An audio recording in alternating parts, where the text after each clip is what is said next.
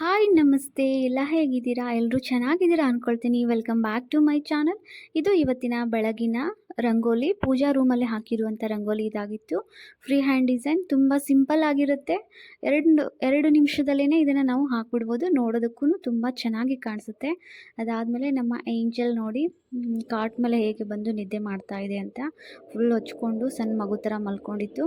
ಅದಾದಮೇಲೆ ಆಲೂಗಡ್ಡೆ ಚಿಪ್ಸ್ನ ನಾನು ಮಾಡ್ತಾಯಿದ್ದೆ. ಪರ್ಫೆಕ್ಟಾಗಿ ಮಾಡೋದು ಹೇಗೆ ಅಂತ ಈ ವಿಡಿಯೋದಲ್ಲಿ ನೋಡೋಣ.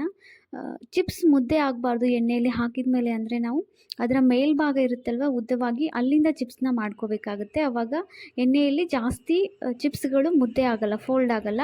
ಅದಾದಮೇಲೆ ಸ್ವಲ್ಪ ಸಮಯ ನೀರಲ್ಲಿ ನೆನೆಸಿಟ್ಟು ಅದನ್ನು ಸ್ಲೈಸಸ್ನ ತೆಗೆದು ಒರೆಸ್ಬಿಟ್ಟು ಮಾಡ್ಕೊಳ್ಳೋದ್ರಿಂದ ನೀರಲ್ಲಿ ಹಾಕಿದಾಗ ಸ್ವಲ್ಪ ಹಾರ್ಡ್ ಆಗಿರುತ್ತೆ ಚಿಪ್ಸ್ಗಳು, ಸ್ಲೈಸಸ್ಸು.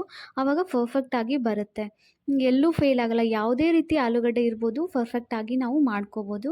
ಅದಾದಮೇಲೆ ಇದು ಬಟರ್ ಫ್ರೂಟ್, ಬೆಣ್ಣೆಹಣ್ಣು ಅಂತೀವಲ್ವ, ಅದರಿಂದ ಸ್ಮೂದಿ ಮಾಡ್ತಾ ಇದ್ದೆ. ಅದಕ್ಕೆ ನಾನು ಹಾಲು ಮತ್ತು ಬೆಲ್ಲವನ್ನು ಸೇರಿಸ್ಬಿಟ್ಟು ಮಾಡ್ತಾಯಿದ್ದೀನಿ. ಈ ಬೇಸಿಗೆ ಕಾಲಕ್ಕೆ ತಿನ್ನೋದಕ್ಕೆ ತುಂಬ ಚೆನ್ನಾಗಿರುತ್ತೆ. ಒಂದು 10 ನಿಮಿಷ ನಾವು ಫ್ರಿಜ್ಜಲ್ಲಿ ಇಟ್ಬಿಟ್ಟು ತಿನ್ನೋದ್ರಿಂದ ಇದರ ಟೇಸ್ಟ್ ಹೇಗಿರುತ್ತೆ ಅಂದರೆ ಐಸ್ ಕ್ರೀಮ್ ತಿಂದಿರೋ ಹಾಗೆ ಇರುತ್ತೆ.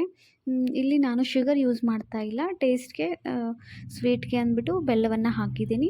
ಅದಾದಮೇಲೆ ಕಂಪ್ಲೀಟ್ ಎಲ್ಲ ಆದಾಗ ಇಷ್ಟ ಆಗಿತ್ತು. ಪೂರ್ತಿ ಲಾಂಗ್ ವಿಡಿಯೋನ ನಾನು ಚಾನಲಲ್ಲಿ ಅಪ್ಲೋಡ್ ಮಾಡಿದ್ದೀನಿ. ನಿಮಗೆ ಸಮಯ ಇದ್ದರೆ ಒಂದು ಸರಿ ಚೆಕ್ ಮಾಡಿ. Thank you friends, thanks for watching my video.